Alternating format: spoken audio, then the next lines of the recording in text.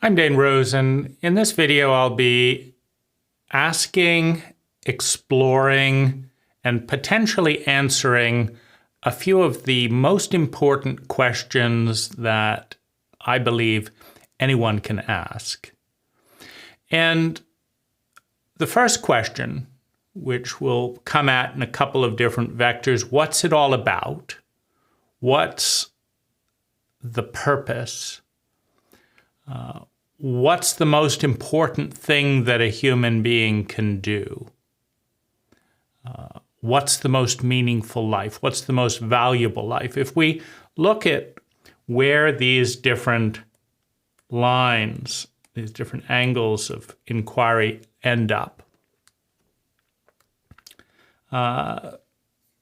we'll see a path. We'll see a convergence of different core values that point or seem to point in a given trajectory. And so we'll explore that together. So let's look at the deepest, most fundamental thing, which is, what's it all about? What drives all human enterprise, all human behavior? And this can be seen in a continuum where up here we have conscious, multidimensional, sustainable well-being. And down here, in the metaphorical extreme, we have chronic, multidimensional, intense, meaningless suffering. So I would suggest that if we look carefully at what every human being has done from the dawn of time to what you and I are doing on a daily basis, that what we are doing is not what is the most intelligent path to sustainable well-being, but what we believe to be the most intelligent path to sustainable well-being. That every single thing that we are doing is what we believe will make us feel better and help us avoid feeling worse. That this is the source of all meaning. That to pursue an ideal, whether deified, as in a symbolic representation of the ideal in a god or a goddess, or whether just as a practical goal, is something that we believe is more good, more true, more beautiful than the alternatives that we're considering. That's really what we're all about. Now, intelligence is the efficiency, or can be measured by the efficiency with which we pursue that aim. Meaning, a stupid person, a stupid culture, a stupid family consumes vast amounts of time, money, and natural resources to make themselves increasingly miserable. So you could think of addiction as a certain form of stupidity. Now, it's not completely stupid because every addiction provides a short-term gain. So the stupidity comes from the lack of vision, all right? Someone who shoots up on cocaine feels great for an hour or two and then shoots up on some more cocaine and feels great for an hour or two or maybe an hour and then shoots up some more and then, collapses a few days later into a stupor and has less money and has less energy and can't think straight. is simply pursuing a very short game, right? Because truly, if time was coming to an end in the next 30 seconds, you could do much worse than shooting up on cocaine. In fact, if your goal was to feel as much pleasure as possible until the end, and you knew for certain that the end was going to be in 10 seconds, it might be considered highly intelligent to take cocaine. But if the end is 10 or 20 years from now, and you're going to feel terrible in 3 or 4 days or a month, or really bad in a year, right?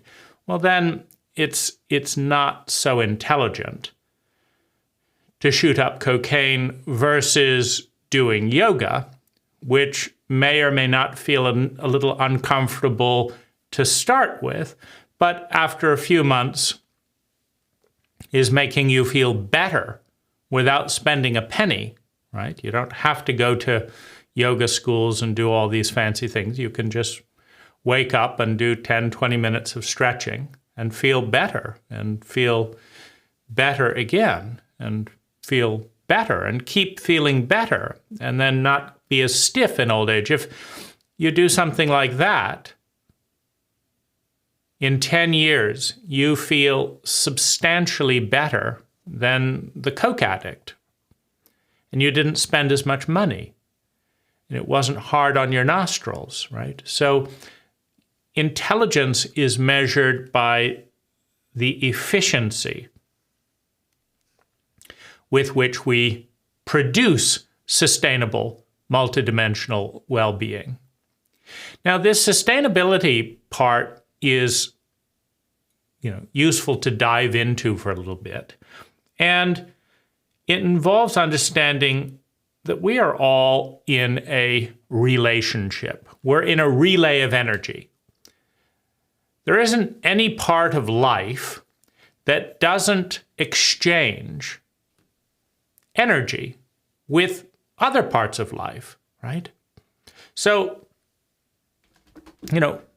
we're relaying energy from one person to another, a conversation, transportation, mutation, all change, which is what life is. Life is a cycle.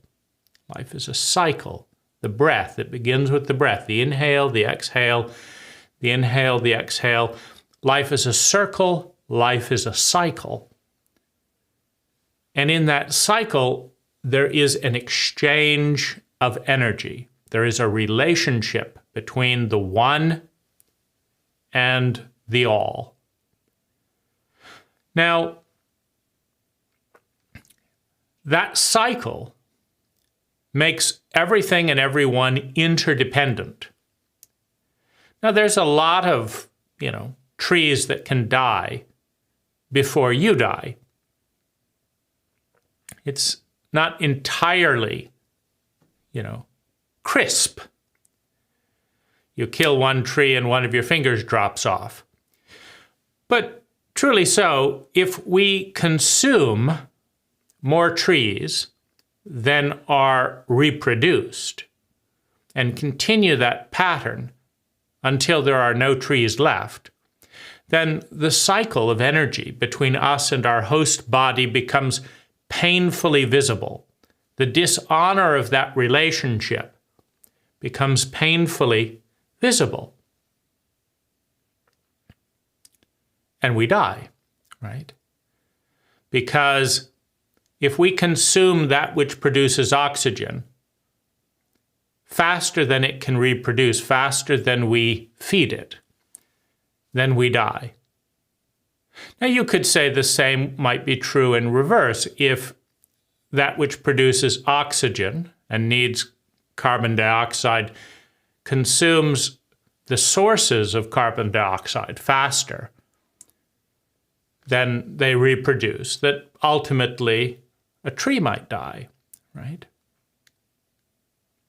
But trees in their decay, etc., also produce carbon dioxide. So in that sense, we could see that we are more dependent on a tree for our existence, then a tree is dependent on us for its existence.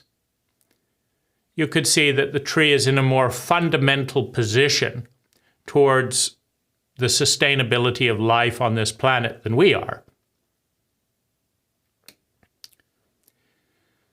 Now, those fundamentals are important, right? Because the odds are, understanding those fundamentals, that the human species is more fragile, is more impermanent than the species of vegetation, all the vegetation on the planet, right? It's very likely that if human beings initiated a nuclear holocaust, that while all or most of the people might die or get radiation sickness and develop cancer, etc., it's very likely that trees would come back as a dominant species before human beings came back as a dominant species. And one of the reasons is that trees don't need humans to come back, but humans need trees. Right? So there are relationships. Another example of that would be that an infant needs a parent more than a parent needs an infant for that. You know, if the parent disappeared tomorrow, right, and stopped caring for a 2-year-old, the 2-year-old would be dead in a matter of days, at least weeks. But if the 2-year-old dies, the parent will be around for longer. Now, what we're looking at from a core sustainability point of view is understanding the energy cycle, understanding the energy cycle of relationships. If you consume more of what you depend on than you give back, you're in a self-destructive relationship in the long term. So if you understand, for example, that a Western life puts roughly 1,500 tons of CO2 into the atmosphere over the course of a lifespan. If you understand that, number one. And if you understand that over the course of a typical Western life, that the displacement for the house, the materials used for the house, that the roadways used, the areas cleared of forest for agriculture, if you understand that perhaps 1,000 trees have been consumed over the course of a lifespan, then in order to set that equation right so that you are not slowly sacrificing the future of the species, drawing down the very thing that you depend on, then it becomes intelligent to plant 1,000 trees.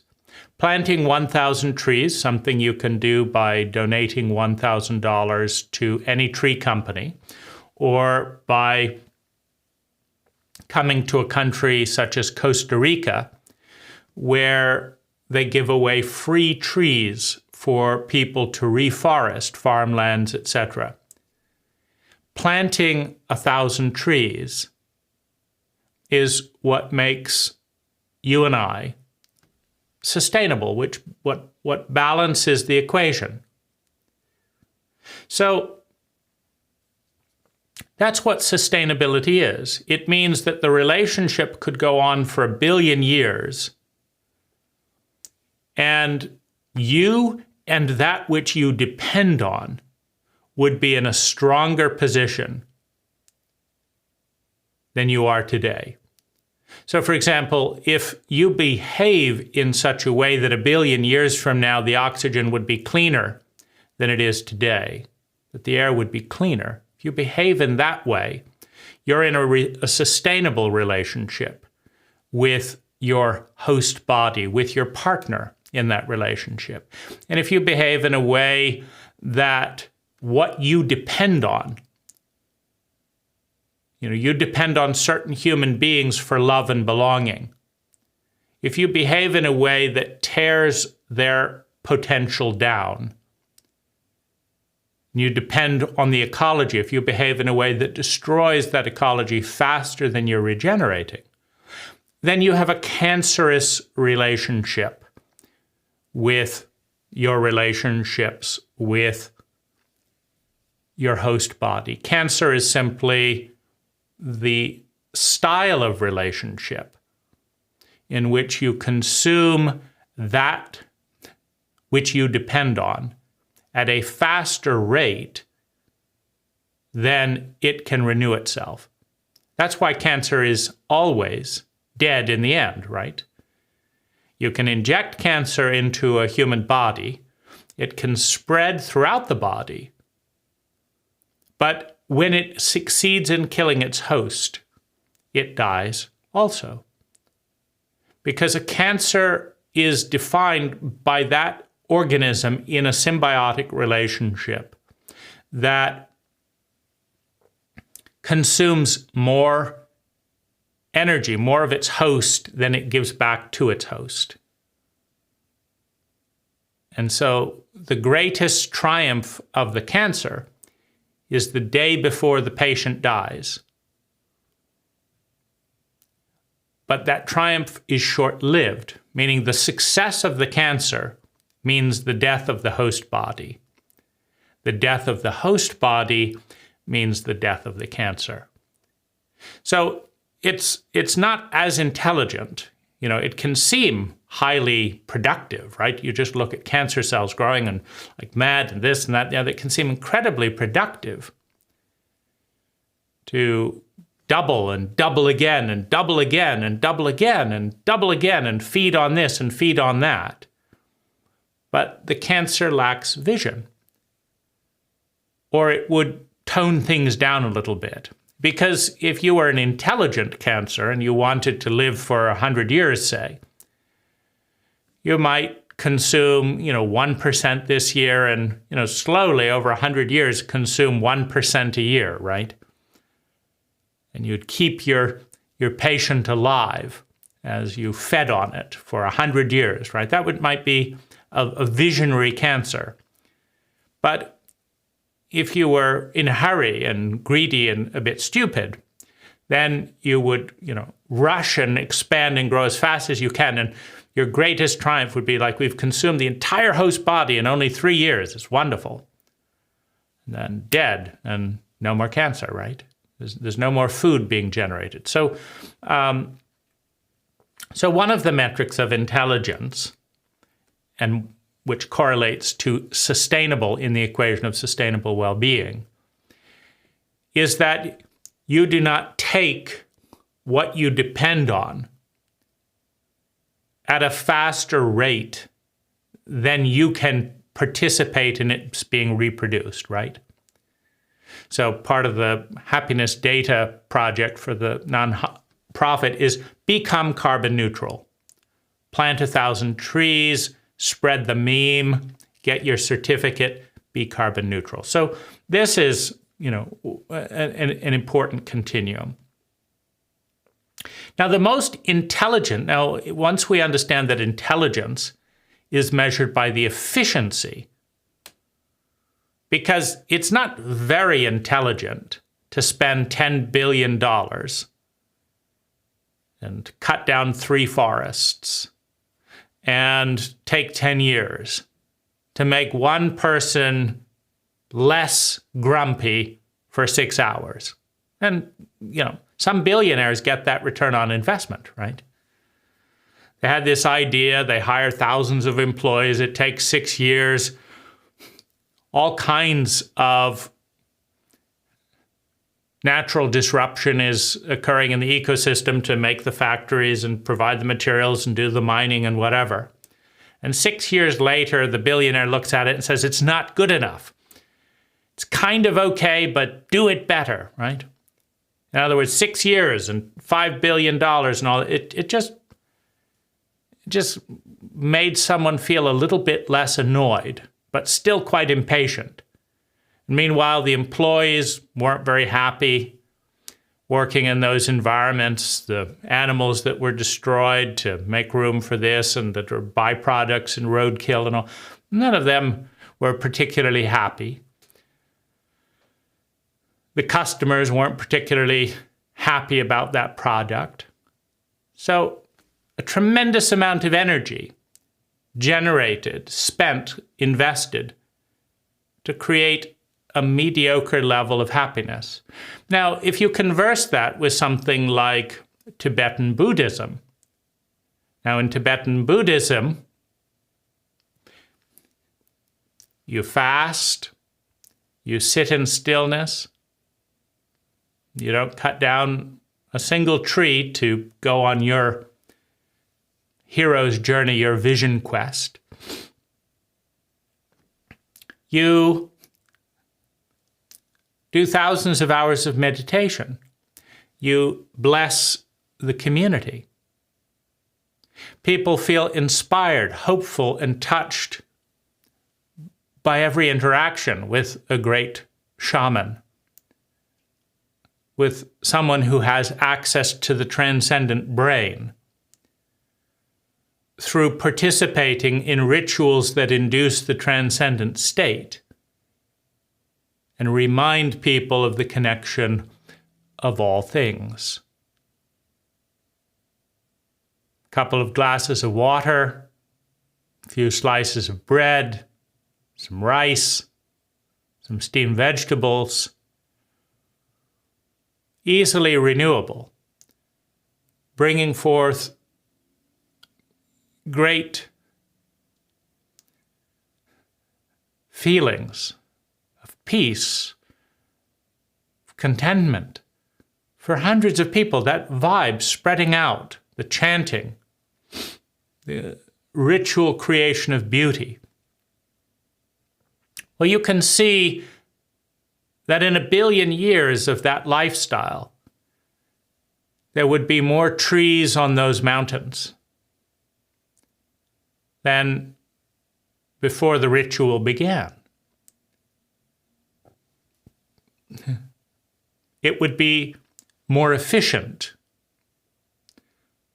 as charcoal cooking stoves are replaced by more efficient modern technology, as better alloys lead to the same meditative processes of growing food and being in nature, but consuming a little bit less energy. And as media, broadcasting these simple interactions between someone in a transcendent state and the people that come to be reminded that they are not alone and have never lost the connection with the divine. You know, if you think of the opportunity to witness such gatherings in their language, and not to have to fly all the way to Tibet and fly back again for a business meeting, right? So in those patterns, we're seeing high levels of intelligence, high levels of sustainable well-being for very little energy consumed. A continuum of intelligence that is endless, that is infinite. You can always be more intelligent. You can always generate more sustainable well-being per unit of energy invested. So we have a continuum of intelligence. Now, if we explore the ultimate meaning, what makes something or someone meaningful in our lives, It is this. It delivers us from evil. What is evil? Chronic, multidimensional, extreme, and unnecessary suffering. That's evil. Evil is just a word for the worst thing that we can imagine. And it's chronic, intense, multidimensional, meaningless, or unnecessary suffering, pain.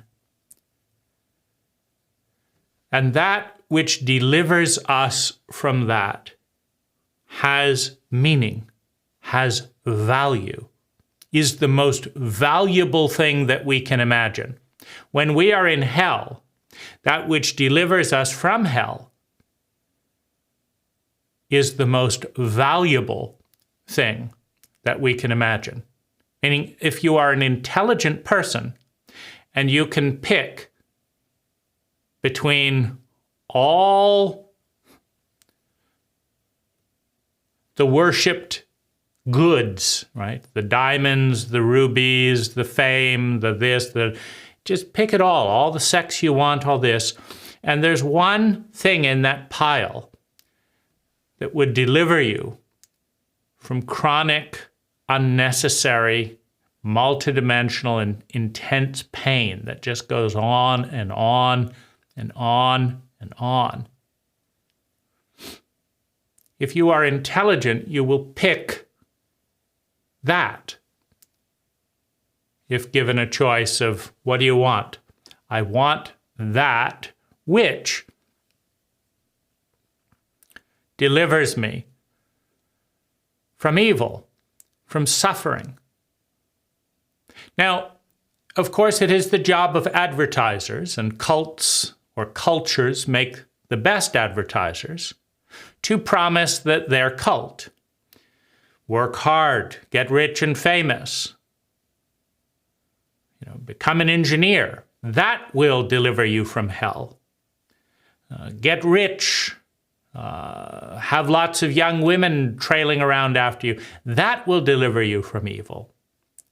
Now, a false god, God, the deity, the ideal, is that which takes you towards sustainable, high levels of multidimensional well-being with grace, with efficiency.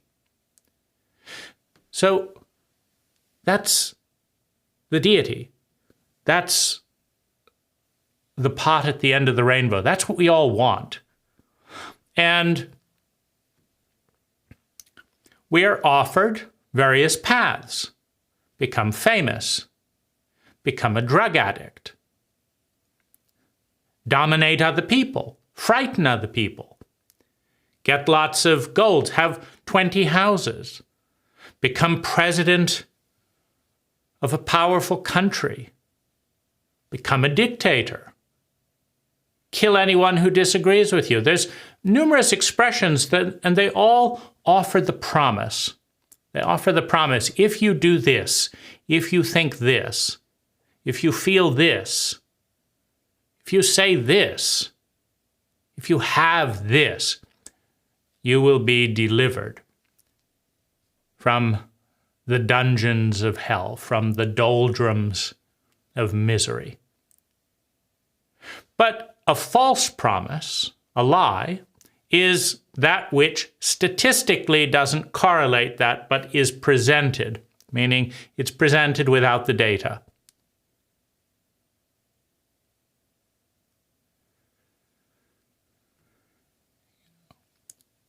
Facebook, Instagram is a lie because in accounting fraud, if you sell a company to your shareholders by hiding the expense, you are convicted of fraud. You sold shares in this company based on X amount of net profit. but you withheld $200 million in expenses that you knew about, but you didn't tell anyone else about.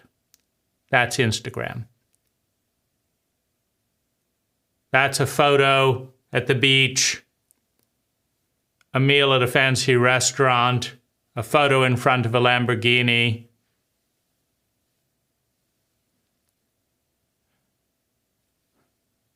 A simulated kiss taken for the photograph. That's bits of news about this happened and this happened and this happened.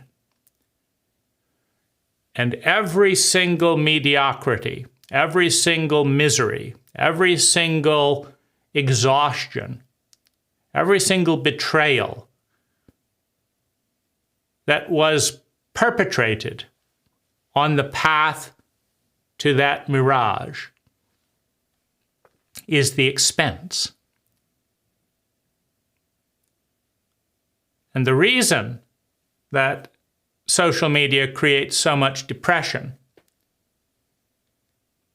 is that everyone's trying to say that my company made $10 billion in revenue and didn't have any expenses. No, nothing, no expenses. But we're looking inside and we're feeling the exhaustion. We're seeing the expense in our model of business, in our way of doing things. Meaning it is illegal to sell shares in a company without disclosing every liability and risk. But in the social sphere, you are punished for disclosing the risks and disclosing the costs, and you are elevated by perpetuating the delusion. But it gets worse. It's not just that the costs are distorted and hidden. In many cases, the prize is not bringing about sustainable well-being, except in the imagination of the followers on social media, of the worshipers of a false deity. Worshippers of a false deity buy into the cultural delusion, the cult dogma, that having this and this and this and this and this will make them happy. And the deities in that cult are the social media archetypes who have all of those things and do a good job of pretending that there's no cost to them, that it was easy, and that the religion is sound. That once you make it to the temple of dogma, the temple of materialist heaven, that you too will be delivered into a weightless world, a world that doesn't have any cost. And that promise is a lie. But it is a lie that a majority of people never have to face as a lie, because a majority of people will never pay the price necessary to move from here to there, because as they attempt to, they will find that it is harder, more painful, more confusing, more dark than it was made to appear, and probably isn't worth the effort. But there's always the thought that maybe there is a way to get there without paying the price. But that is a lie. That is a false God. Whereas nobody profits. Social media, deities, corporations, and governments do not profit. You see, Tibet doesn't make a lot of tax money from its lamas, from its monks. They're not a big source of revenue, except for tourism. And why do the tourists come? In search of something that has a little bit more meaning. None of the companies around the world are going to promote becoming a monk, because monks don't buy sneakers. And so there's a collusion between tax collectors, local and national governments, between corporations, service providers. There's a collusion to elevate consumption, massive amount of consumption. And when you reach a certain amount of consumption, you add in the secondary promise, which is that fame brings happiness, when the statistics show it is the exact opposite. Right? When more famous people commit suicide per capita than average people who have no fame, the statistics are clear. So the promise that if you consume and have enough money, you will become famous, well, it's a lie. So what we're dealing with is a tension between the innate drive in every human being to become more intelligent and the collusion of tax collecting and corporations and advertisers to sell consumption. Because when media, and we have another delusion, which is that anything is free, nothing is free. You cut down a tree, it's not free. You take something from a friend, it's not free. You betray a friend, it's not free. It's not free to you, and it's not free to them. But this delusion that wouldn't it be nice if everything was free is perpetuated by letting media be bought by advertisers. And once you sell data, once you sell the news feed, once you sell information, the source of information, to people who are willing to pay for it, those are companies, governments, business owners. They are willing to pay for your news feed. Once you sell your source of information to the highest bidder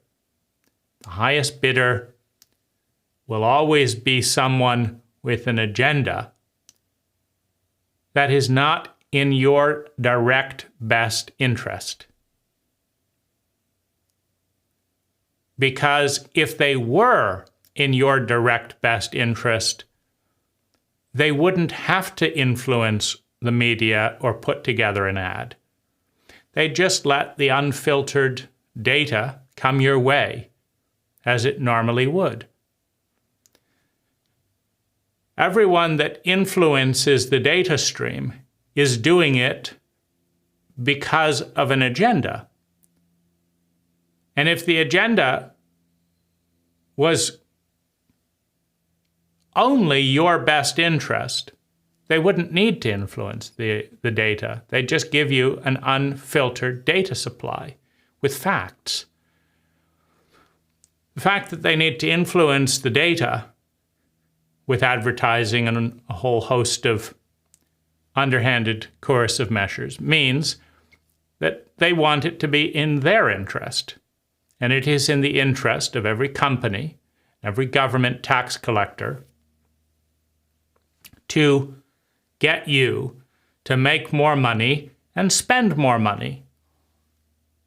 on their products and services and paying their taxes.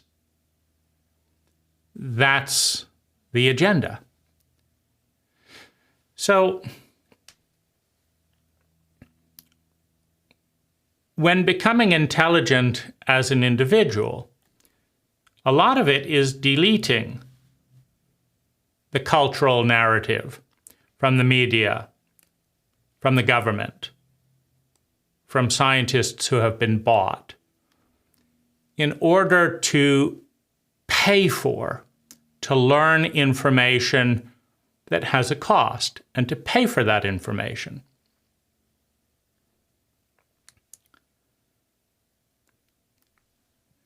So that it can be useful information, so that it can be a map of reality that leads towards heaven, towards sustainable, multidimensional well-being. So that's what provides meaning.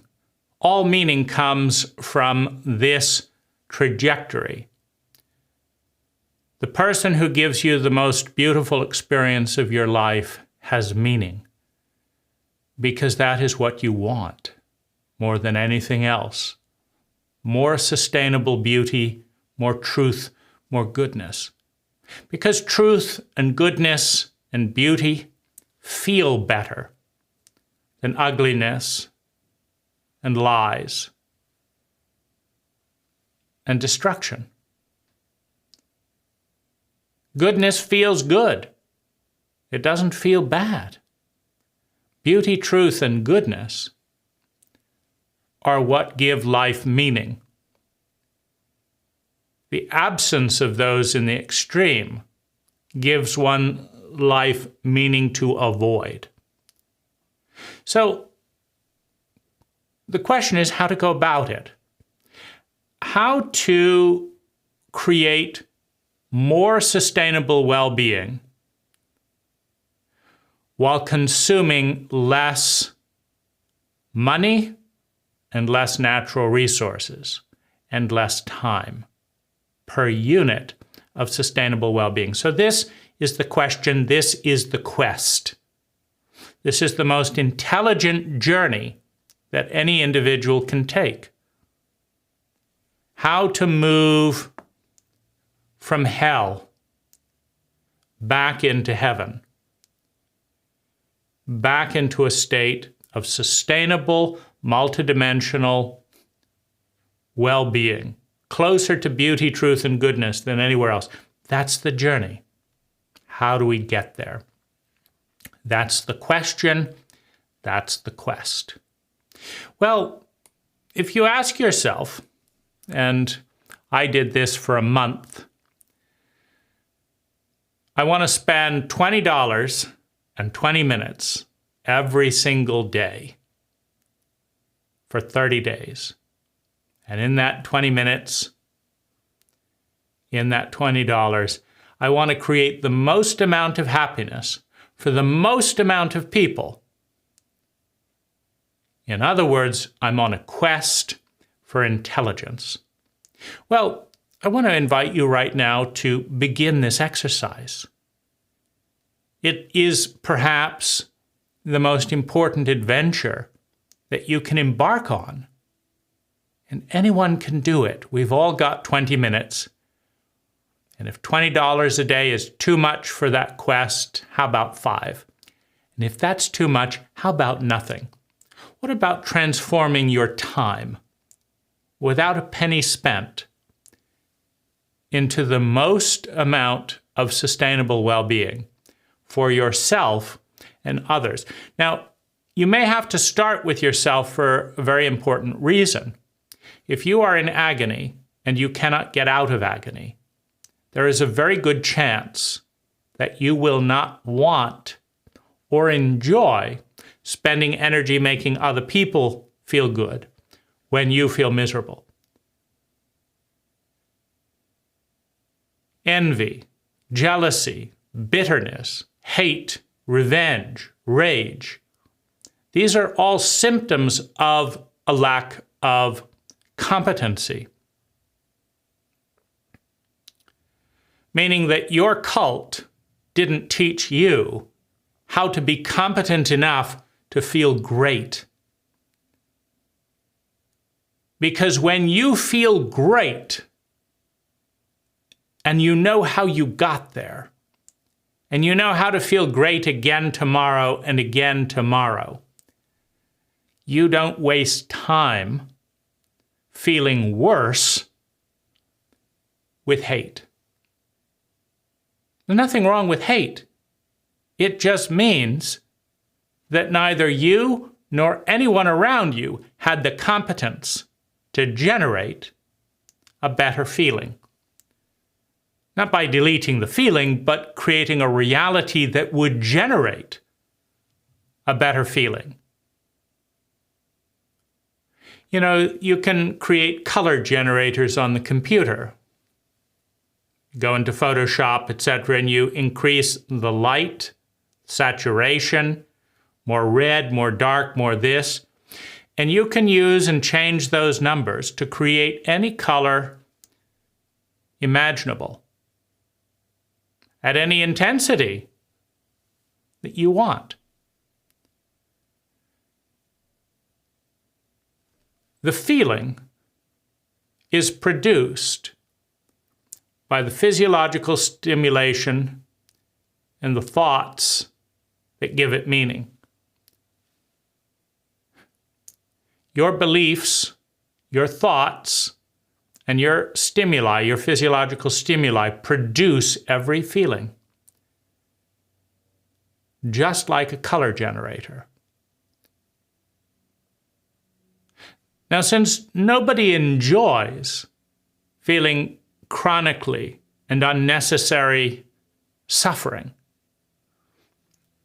the fact that you're in hate, rage, etc., simply means that neither you nor anyone around you knows how to change those digits to enter a state called joy with any sense of certainty. You see, because the biggest reason people block that off is that's just poppycock. That's being delusional. Feeling joy when there's suffering in the world and da-da-da-da-da, and there's this and this, it's delusional.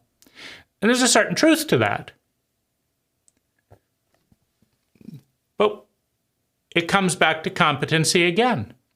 It means that neither you nor anyone around you has the competency to change the world to one that does not produce the bitterness that you feel is justified. So you look and say, I'm not going to be happy. Corrupt politicians, bullshitting advertisers, children dying, pharmaceutical companies poisoning their people to make an extra billion. I'm not going to feel happy about that. Fine. But if neither you nor anyone around you can do a better job, start a pharmaceutical company that is sustainable, that takes over the business of those other companies and doesn't lie and cheat people. If you can't do that, and you won't do that, the problem is one of competence. If none of your friends that are grumbling about the same thing, corrupt politician, well, if you can't become an honest politician, it means there's a lack of competence. And if the citizenry won't vote for you as you become an honest politician, there's a lack of competency in your people, right? And if you can't teach your people to be intelligent enough to vote for competent people, there's again a lack of competence. Why are you so dumb? Why am I so dumb that there's all these stupid people around me voting for incompetent people that are making their lives miserable, and I am helpless to do anything about it? Is it impossible to teach people? Or do I lack the competence to learn the way that is necessary to effectively teach people? See, it all comes down to competence, but it's not personal. It's not about you. It's not about your neighbor. It's about the field. Stupid people are raised by stupid parents in a stupid culture. Stupidity is a continuum. Intelligence is a continuum. Everything that is behind you is more stupid. Everything that is ahead of you is more intelligent.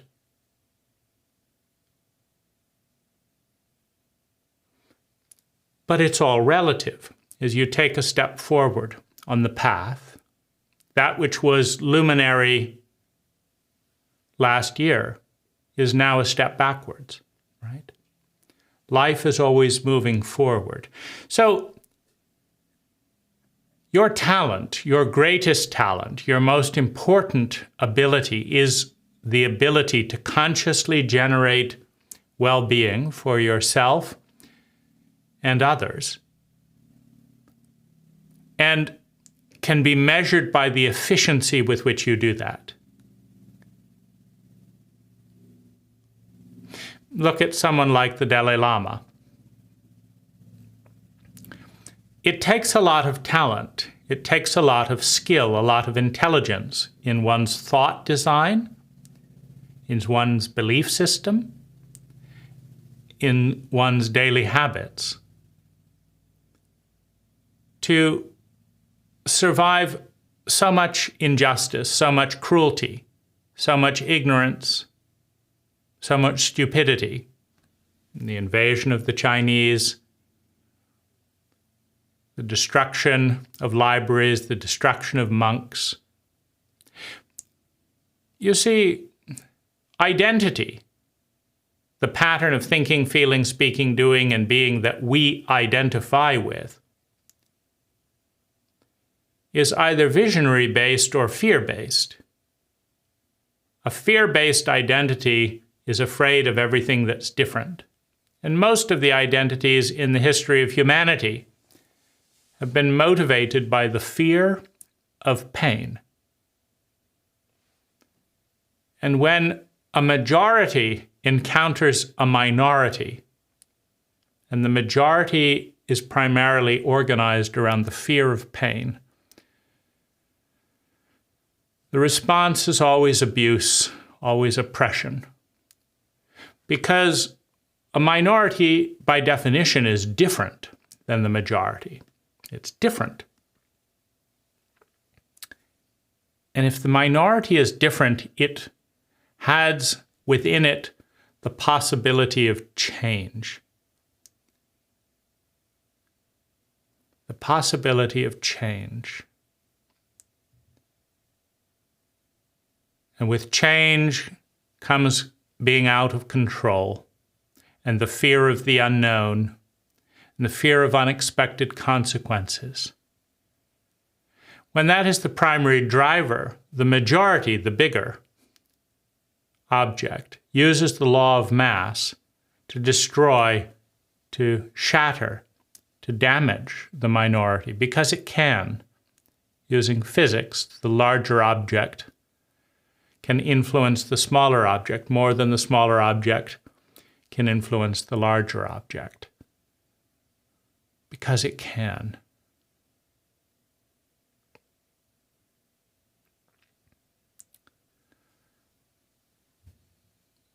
When a majority is enlightened, meaning when their focus is on vision, is on intelligence, well,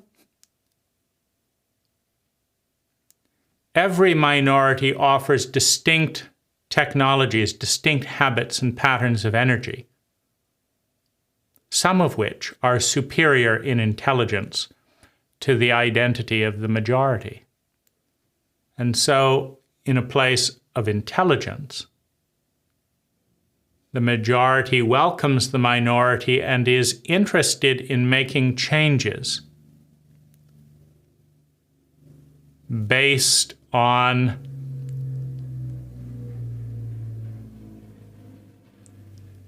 which areas of living and technology does the minority do better than the majority? Does the minority produce higher levels of sustainable well-being?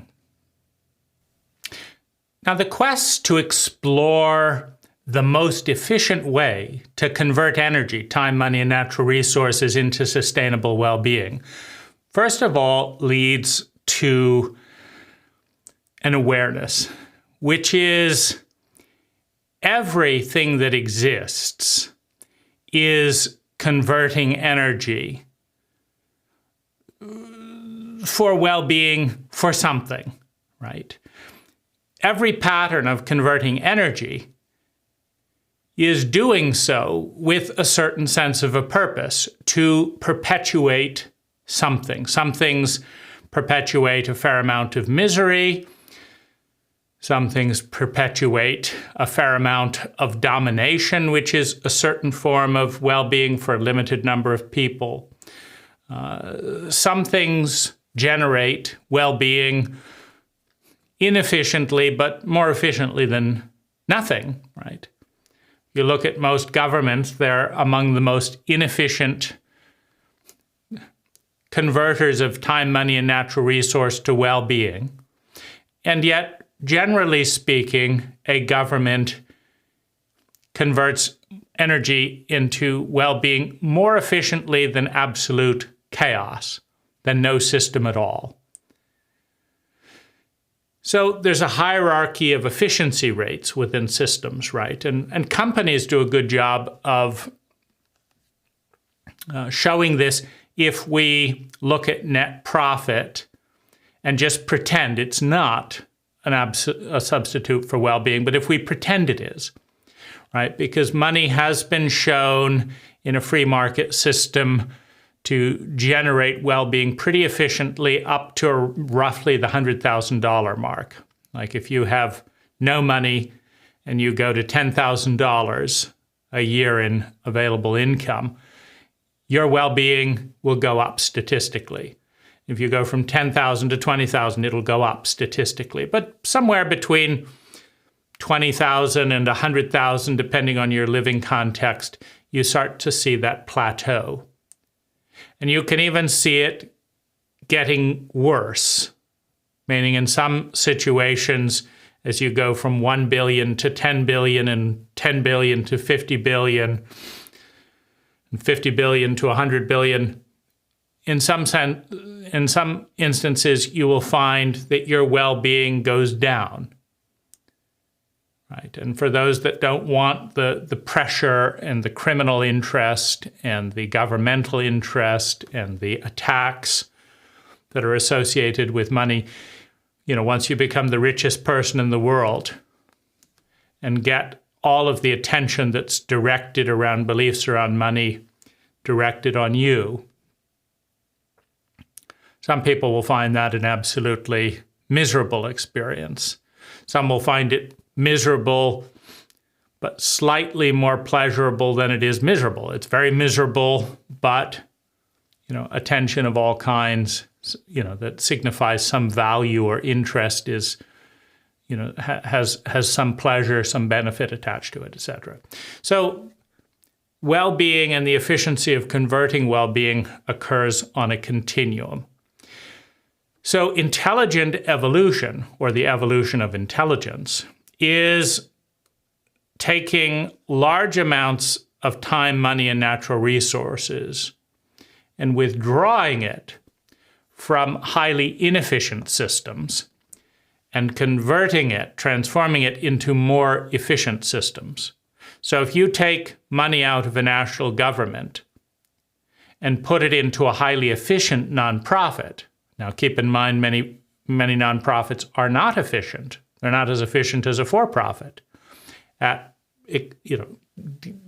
creating a deliverable result per unit of energy. But if you do take energy if you have 3 people managing your money, and one person charges you 3% of your assets a year and loses you money every year, and another person charges you no fees and loses you money every year, and another person charges you 1% fee and makes you 10% of your money per year.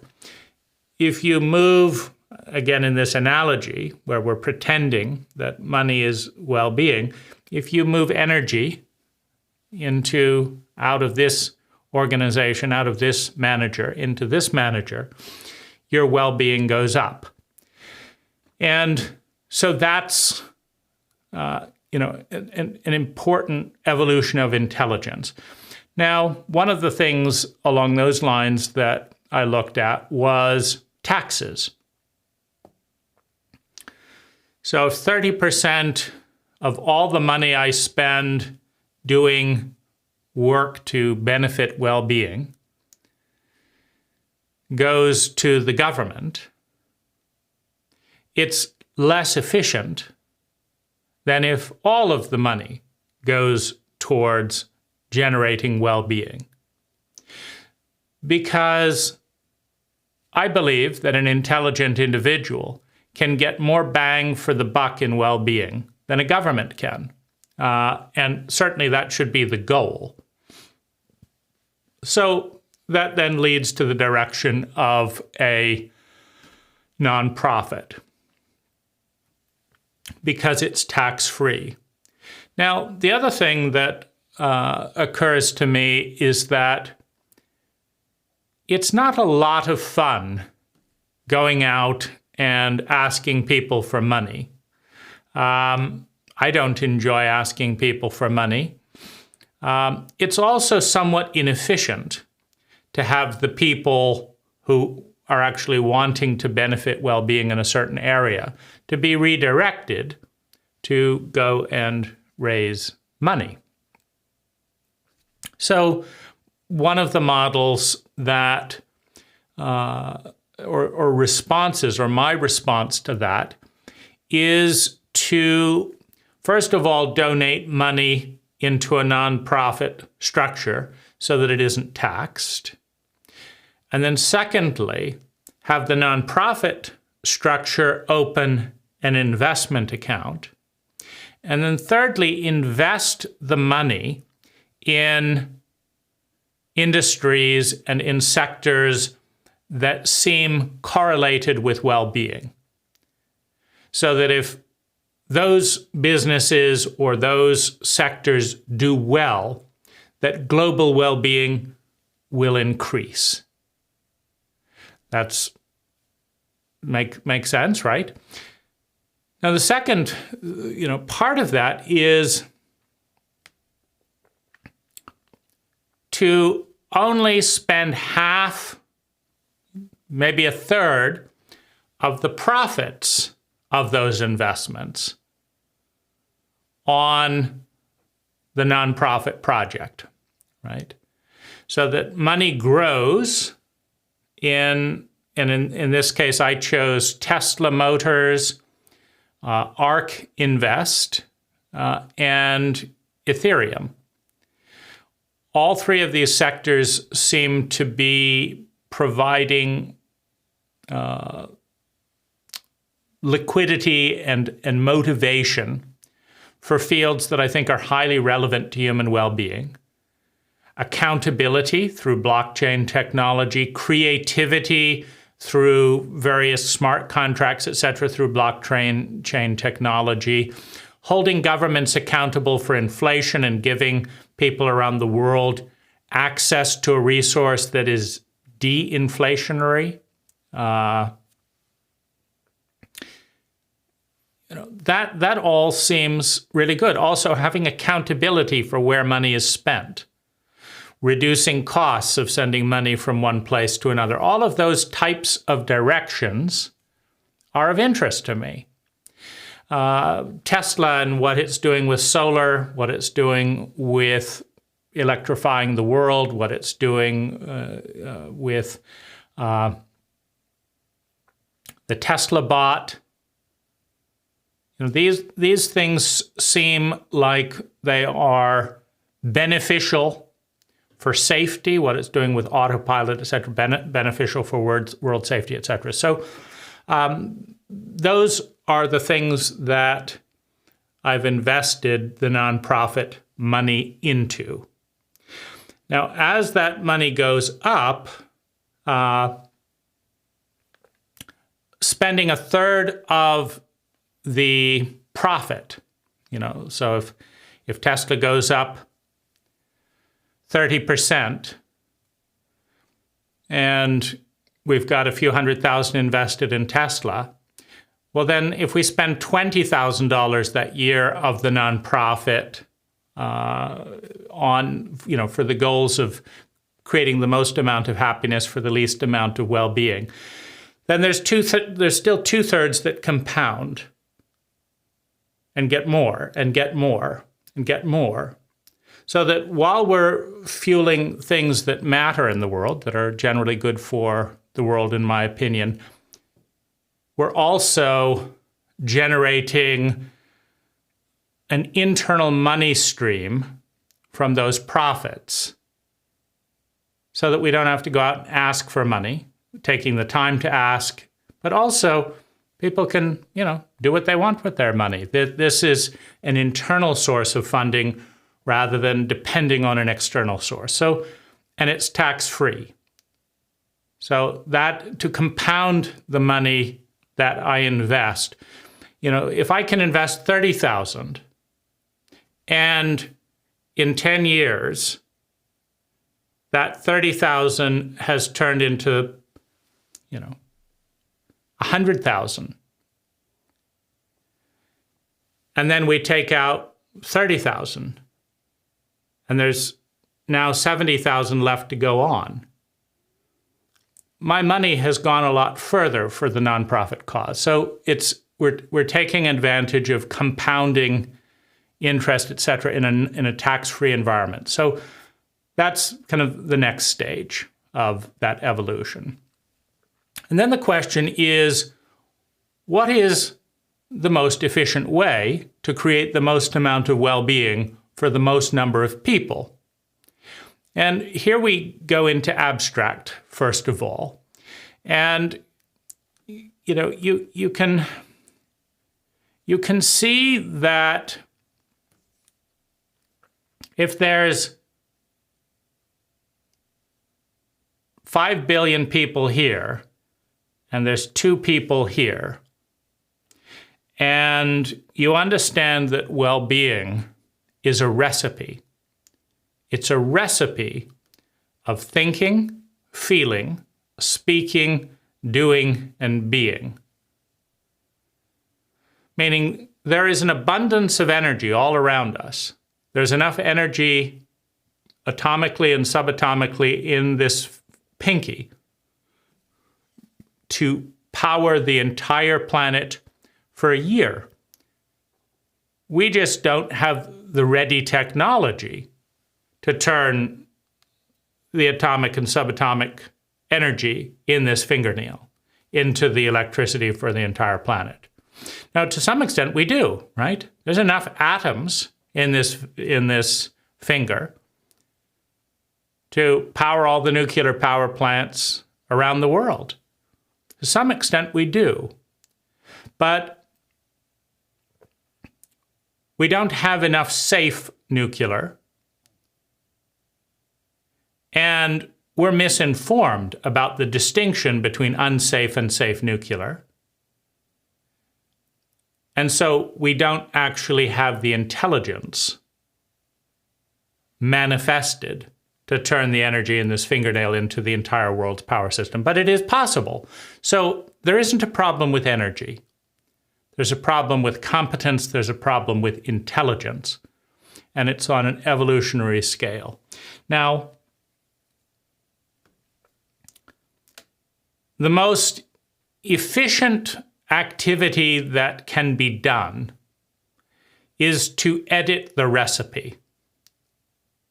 And we've got 7 billion people who are thinking certain things, who are doing certain things, who are saying certain things, who are feeling certain things, and who are being in certain ways.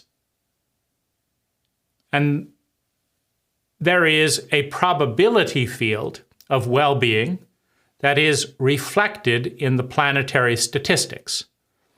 Meaning, if we understand how many people are happy in what areas, how many people are miserable in what areas, and why, and at what intensity, and for how long, we will understand the intelligence quotient of the planet.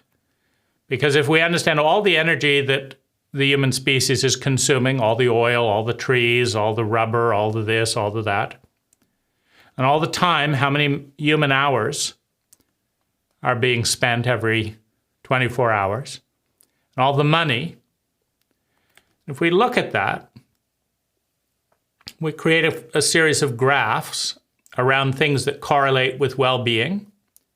For example, in the United States, friendships are going down. Pornography is going up. Well, well-being is more correlated with friendship than it is with monogamy. So that trade-off of less quality time with meaningful friendships and more time with pornography is a bad deal in the long run, right? It's a little bit like that yoga and cocaine trade-off. It's not as good in the long run. But it's more dependable, isn't it? There's not that many times when you take a hit of cocaine that you feel worse. There's not that many times when you watch porn and you feel worse, at least during ejaculation, during orgasm.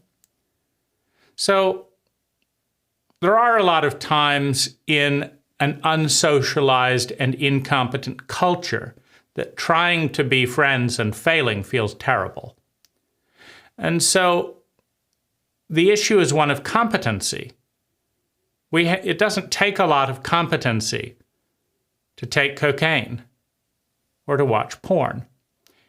In our cult, it takes a lot of competency and a lot of skill to succeed at a meaningful, sustainable friendship. And many of us don't have it.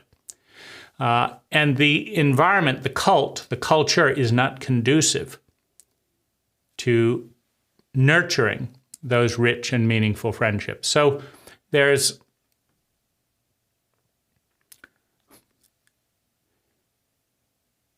an intelligent quotient that we can measure. Now,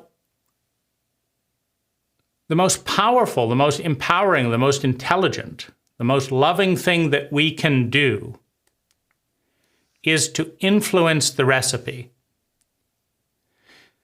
to shift the pattern of thinking, feeling, speaking, doing, and being from one that creates high levels of misery and suffering to one that creates less misery and suffering and higher levels of sustainable well-being, right? That's evolution. That's the most important thing that we can do. Now, if we can shift the identity, because that's what the pattern is, the pattern of thinking, feeling, speaking, doing, and being that we identify with, that we say, this is me. If we can shift the identity from a mediocre recipe to a really great recipe, that's moving towards intelligence. But if we can do so while lowering the cost, meaning if we spend less natural resources and less money for more sustainable well-being, that's the jackpot, right? That's the holy grail of this quest for intelligence, for feeling sustainably better. So, we're looking at efficiency.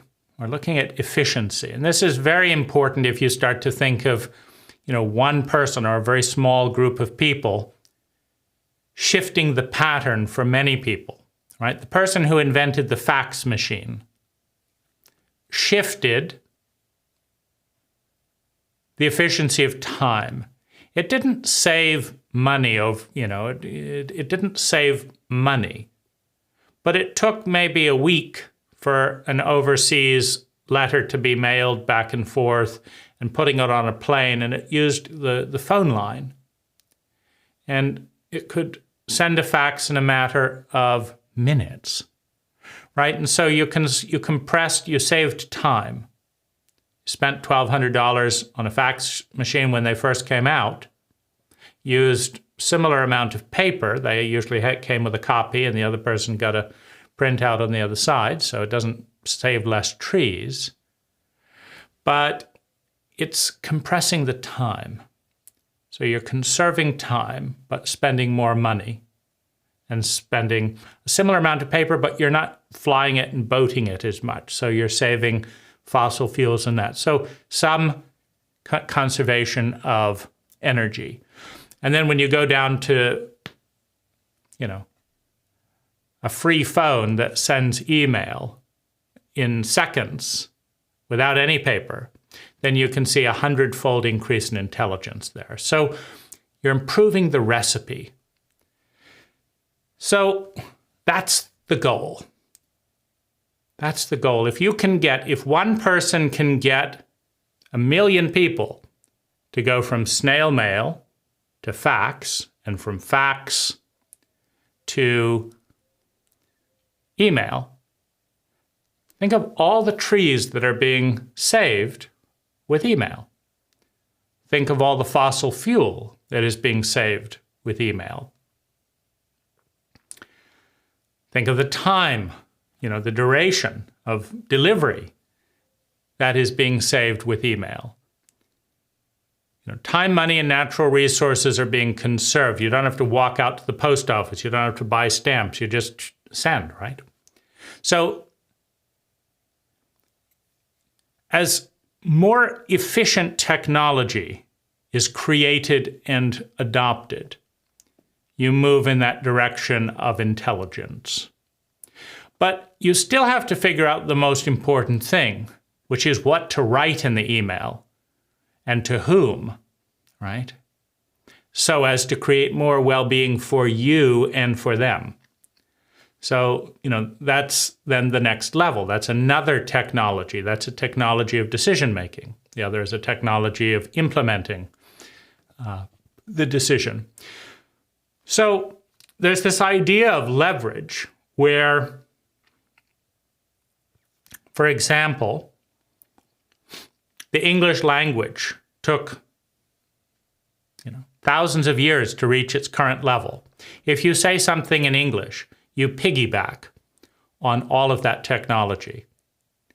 If you make a video like I'm doing, I piggyback on millions of human hours developing photography, recording, digital this, just a tremendous amount of leverage. Then the question is what to apply that leverage to create the most amount of sustainable well-being for the least amount of effort. And one of the things to consider leveraging is cell phones and computers. Understanding that there are more than 1 billion people who are using cell phones and computers and can download an app for free or for a few dollars, can read something for free or for a few dollars. Understanding that most of them speak English, then putting something that is a deliverable meme, a deliverable source of energy that might influence their pattern of thinking, feeling, speaking, doing, and being becomes arguably the most potent arena to explore. So in my 30-day quest to have the most amount of well-being for the least amount of energy, I gave free dental work to one of my Thai friends. I commissioned a song. I cleaned up a beach of garbage. I brainstormed. I gave gifts to my wife. I did little adventures. I made a note of this. I did little projects, gave someone some money, right?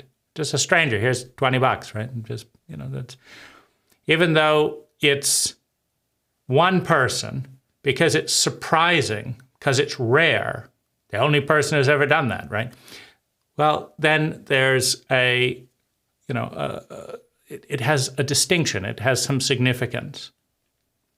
But there were two things in that 30 days, every day of doing something different, when I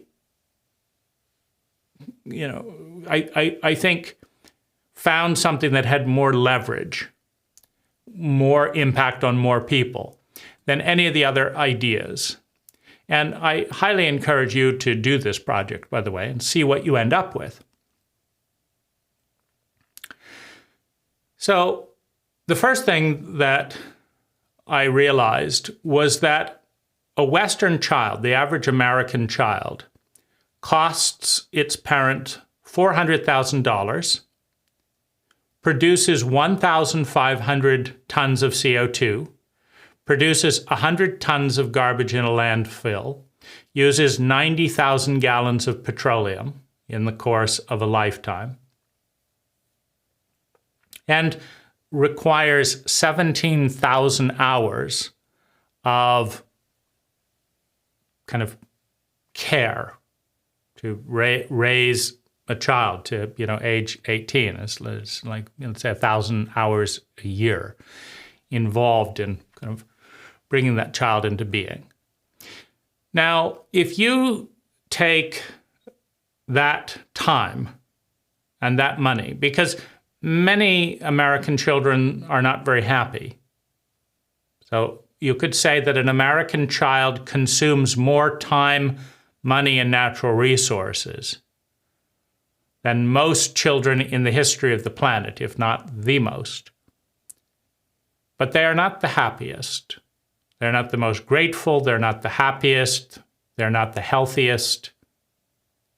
They don't have the strongest bonds. Their ability to meet their needs for love and belonging is tenuous.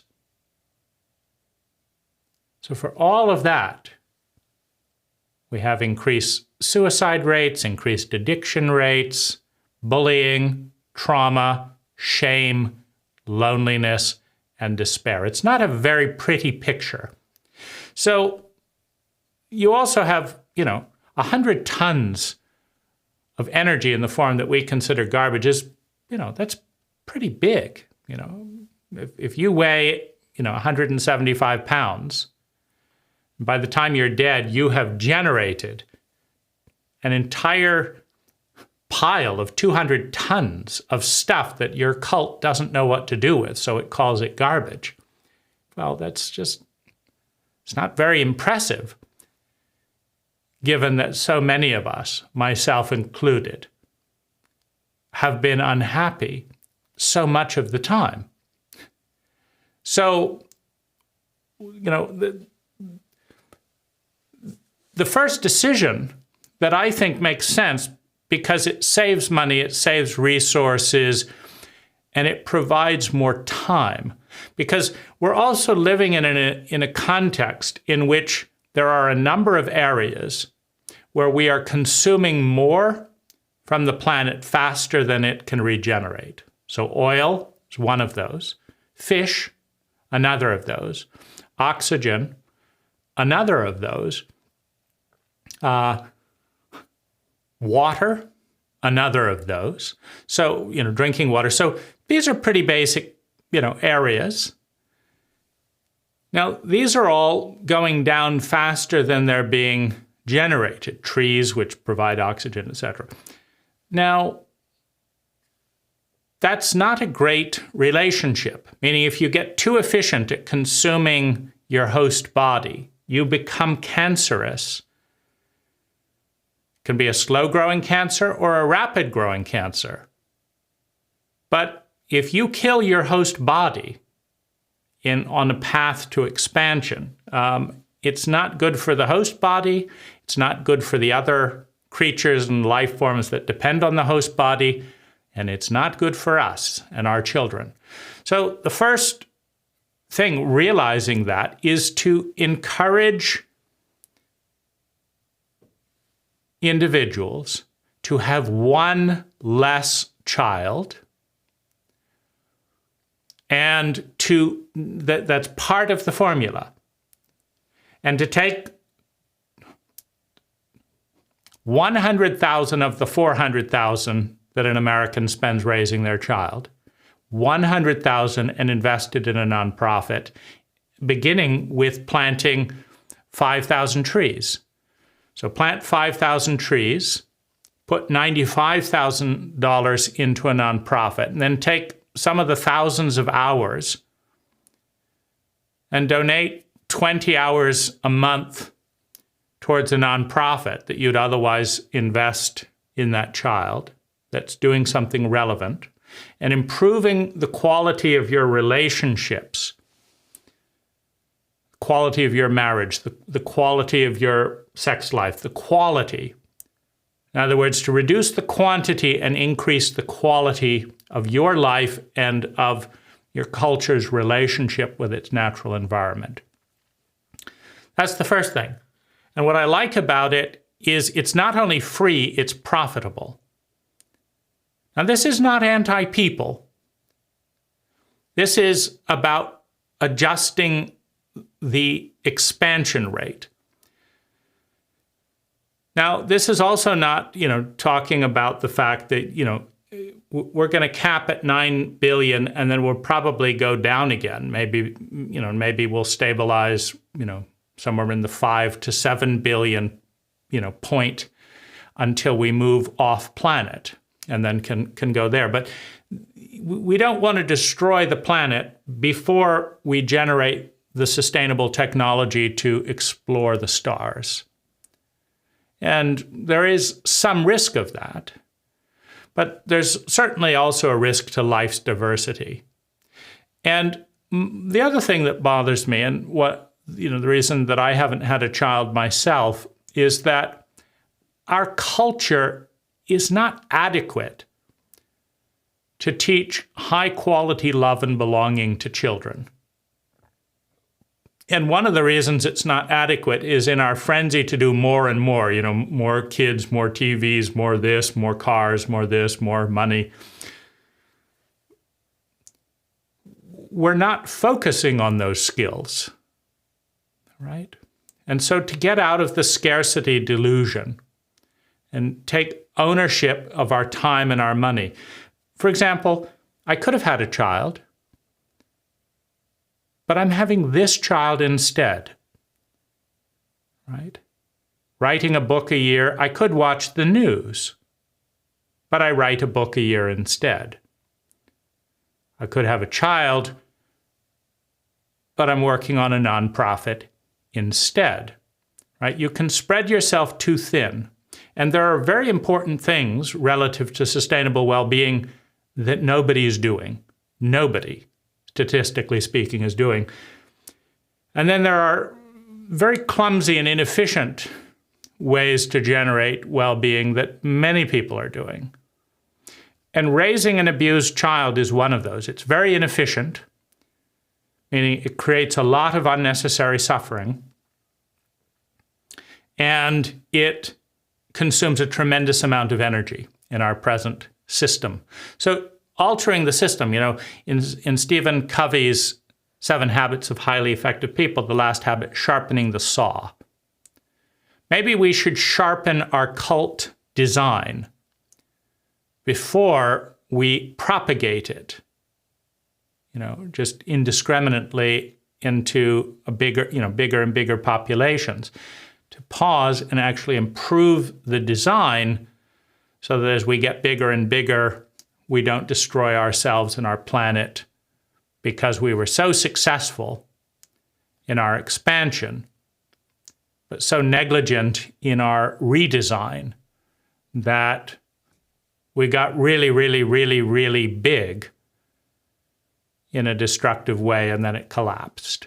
So that's one idea that kind of emerged. And so have one less children and redirect that energy intelligent. And take accounting of that $400,000 and see that half of that gets spent in a way that truly benefits following the science, your marriage, your happiness, your friendships, the future, reforestation. Delete the 100 tons of garbage for that child and don't tax a landfill with that. Delete the oil dependency on Arab states, etc., those 90,000 gallons that delete. Don't tax the atmosphere with 1,500 CO2, tons of CO2. One less, and refocus that energy more efficiently in another way. Now, the other thing that emerged for me is to create an app that generates well-being. So there we go back into the idea of leverage. So there are more than 1 billion smartphones in more than 1 billion people's hands, and they're spending a lot of time there. So that's okay. All that money has been spent to download one app, a few seconds, a few pennies in electricity. Okay. Now, if we can take 10% of people's time being spent on the cocaine of apps, on dopamine addiction, and transfer it to education about sustainable well-being and happiness based on facts that are not distorted by advertisers.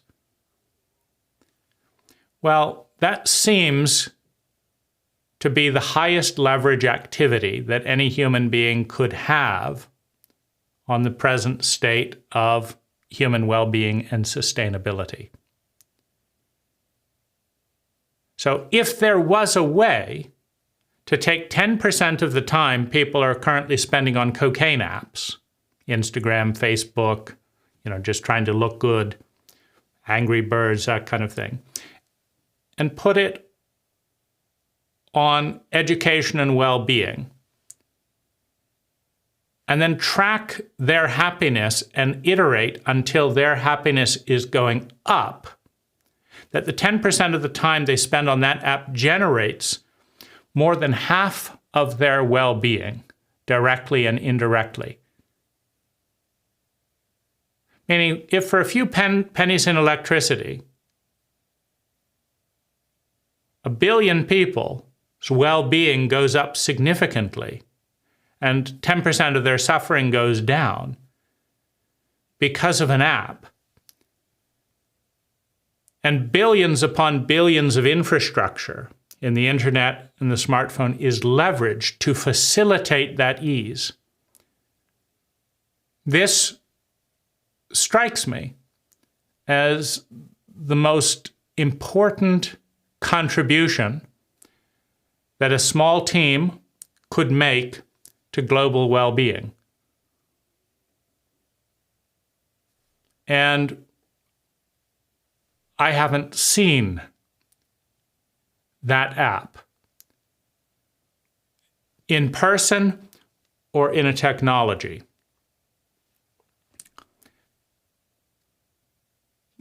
Nobody's asking how happy I am in what areas, right? So an app can do that. So once you establish that as an abstract, that's where the leverage is, then the question is, what is the most important app that could be developed of all the apps that could be developed. Like, how would you, if you were highly intelligent, redirect 10% of people's app time being spent on cocaine apps? So you don't want to delete business email, right? You don't want to take 10% of that time. But some dopamine addiction, something that leads to a crash every few days, leads to greater irritability, consuming time. Let's siphon off 10% of that and replace it. What would you give that person?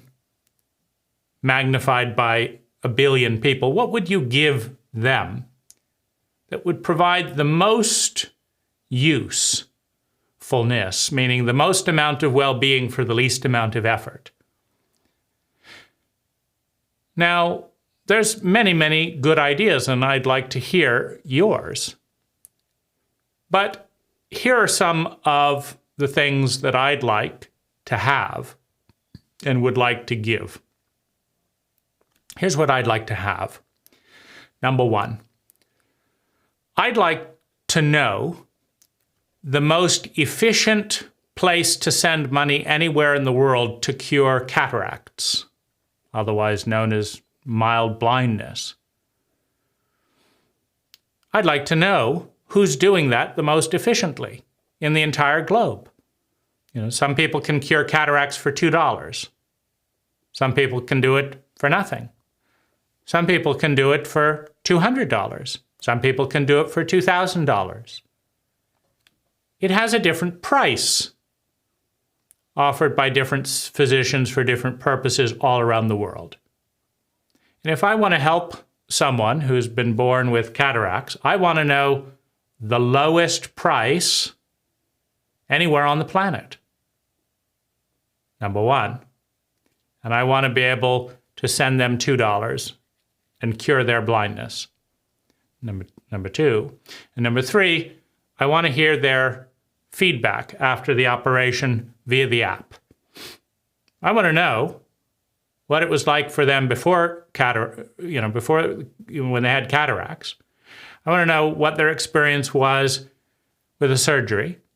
I want to know how many of them got scarred with a casual accidental blade. And I want to know how it feels like to see, and I want to see what that opens up for them. That's what I want, number one. Number two, as a 47-year-old Caucasian male living in California, I want to know the biggest sources of pain and suffering for my demographic around me. I don't need to know names and specifics. I want metadata. I want to know that 57% of Caucasian 47-year-olds in this demographic are concerned about this. 87 feel this some of the time. 92% have this some of the time. 10% have this. The biggest cause of unhappiness for my demographic is X. That's the first thing that I want to know. No, my biggest risk of misery is X.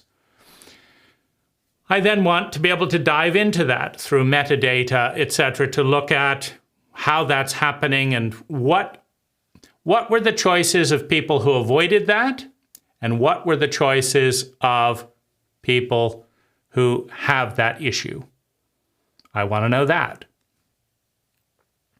The next thing that I want to learn is, of the people who have this problem, what is most effective by their experience in real time. I want to know that 27% of people with this problem who take up yoga feel an instant 15% improvement. Okay, let me give that a try, right? I want to know if it takes 2 weeks to feel the improvement, or 1 week, or 1 day. Because sometimes you try something, it feels terrible, and so you stop it. But then you learn that 90% of the people who did it for 2 weeks feel good. So you need to know that benchmark. Okay, I have to give this 2 weeks or it's not worth giving a shot. That's what I want to know. The other thing that I want to know is the absolute objective best practices that relate to my life. I want to know the best practices for getting a good price on insurance based on statistics. I want to know the metadata of this is the lowest price that anyone in this county is paying for insurance because they put the information in there. This is the lowest price that someone in my age group with this car is paying for insurance. This is the most that anyone is paying for insurance in this age group. And here's where they get their insurance. Right? It's a better practice that rewards the company that treats people the best, right? Because anyone with a brain is then going to call up that insurance and say, how do I get that rate? Well, you have to drive like this. You have to do this. You have to do this package like this, and then you get it, right? And I want to know that via the app. The other thing, I want to know if there are 5 or 10-year problems with doing this or doing this that I'm not aware of, but that tend to correlate. I want to know who the happiest people are in my demographic, number one, and I want to know what they're doing.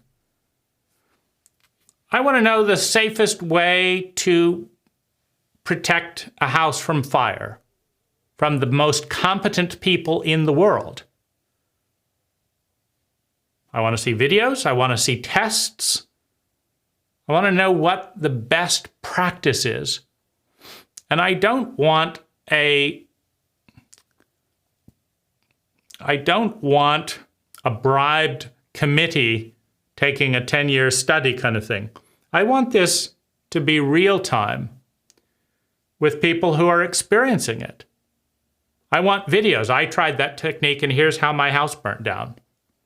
I get it, right? I want data from real human beings that educates me on the very best practices of how to live a good life, right? Who's having the best sex in the county? What are they doing? What are they not doing? Why are they doing it? And if of the people who copy them, who gets similar results? Do 50% of the people who read that and tried this and this, their sex life goes up? Okay, that's a good statistic. This person is apparently having the best sex in the county, and 50% of the people who copy this and this have a sex life improvement. Good to know. Maybe I'll give that a try, right? I want access to a large population metadata, providing metadata that helps me understand the best practices, the things that are most likely to improve my life. I want to know their cost, and I want it measured that way. Like, you too can run a marathon. It's good for your health. Well, I want to see the statistics. How many people break a bone on a marathon? How many people have heart problems on a marathon? How many people spend X amount of money on time off work on a marathon? I want to see the statistics. How many people get a divorce because their wife is sick of them running off on a marathon rather than spending time with the family? Right? I want the whole picture. Marathons are bad for families. They're good for this type of personality that needs to burn off nervous energy. But everyone else would get much better results doing yoga with the family or whatever it is. I want that. I want that metadata. And I want it to be updated all the time. I want to know how happy and unhappy everyone around me is statistically. I want to know how happy and unhappy my wife is. And I want to get updates on the app telling me your best friend is 90% depressed as of today. They've been going downhill for this and this and this. Okay, click on that. What are the things that this friend has done to lift depression? He's not doing anything. He doesn't know. Okay, what's his schedule look like? What's the best way to connect? Well, Tuesday afternoons are currently his open time. Okay, hey, can we get together Tuesday afternoon? I want to see if I can support you around your depression. Let's see, right? Then I'm going to make an effort to support him. And he's going to put into the app, did it help, right? What did I do that was supportive and what did I do that was destructive? I want to know. And so that then goes into the metadata for other friends who are trying to be supportive, to know what does work and what doesn't work. Your friend is considering suicide once a month. Okay, what's the biggest pain in their life? This, and this. Or can you click a thing? Can you make an inquiry to that friend? Please share your pain data. I want the app to be asking, what's the biggest sources of pain? What's the biggest sources of well-being? And I want the chance to respond and tell. And I want my closest friends to have access to that information if they want it. And if they don't want it, I want the freedom to evaluate exactly how good a friend they are. The friends that don't want to see and be seen with what's actually going on, right? So and I also want data that helps people understand that that is a criteria for friendship. Really good friends actually want to know what's causing you pain and what's bringing you well-being. And fools just want to say, nice to see you, and please don't tell me anything, and I'm not going to tell you anything, right? I want to know that. So that's what I want in an app. Now, I'm betting, based on my knowledge of me, that my life would improve 25% by spending 10 to 15 minutes a day on that app. The app that lets me enter 15 minutes of data that are really relevant to suffering and well-being. The app that connects me. Here's the other thing I want to do. I want to know the cheapest place to plant a tree on the entire planet. Is there a place somewhere on the planet where I can send Bitcoin and $1 plants 10 trees for 10 cents each rather than $1? You see, for trying to benefit the environment, it doesn't matter where the tree is planted. But if you can plant 10 trees for $1 versus 1 tree for $1, that matters, right? So I want to have 1,000% more trees planted per dollar spent from that information. I also want reminders of important events going on in my friends' lives. And I want to know who's good at things. I want to know that you're good at typing 60 words a minute, that you don't like typing, and that you're very reliable typing. I want to know that. Or I want to know that you're unreliable, you love typing, and you can type 60 words a minute. I want to know that, right? I want to know what you're good at. And I want to know what you're interested in. And I want the world to know what I'm good at and what I'm interested in. So that as people are putting teams together for intelligent projects around the world, that the best people for those teams based on metadata, personal enterdata, and feedback get nominated for the project automatically. I want the app to search the globe and say, you need someone who speaks English. You need someone who's available from 8 p.m. to midnight Pacific time. You need someone with a high-speed internet connection. And you need someone who can translate Polish to English. and you want the lowest possible price of a reliable person. And I want 3 candidates to pop into the app automatically. And I want to click and make some requests for certain things, see how they respond, pick one, and now they're part of the translation team. And I want to be able to assemble global teams of competencies. Who's willing to travel, who isn't, who needs to travel, who doesn't. I want that. That's what I want. Now, we get into the third project here, which is I want to live with 100 intelligent people.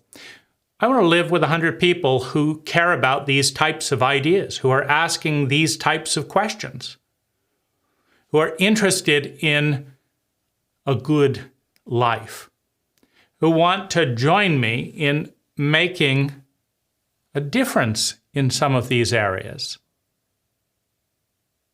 I want that. Because you have to create a proof of concept. You cannot just expect other people to sift through hundreds of thousands of apps and try yours, etc. Can we do this with 100 people? Can we? Is it a fun experiment? Will we become more with the effort? I think so. And with 100 people, you have a network effect that you don't have with just one. But you have a scale that is small enough that you can really get to know people. And so, if this video speaks to you of a life of meaning, I'd like to hear from you about how you'd like to partner, how you'd like to contribute, how you'd like to connect with this project, with this experiment, with this life. Thank you.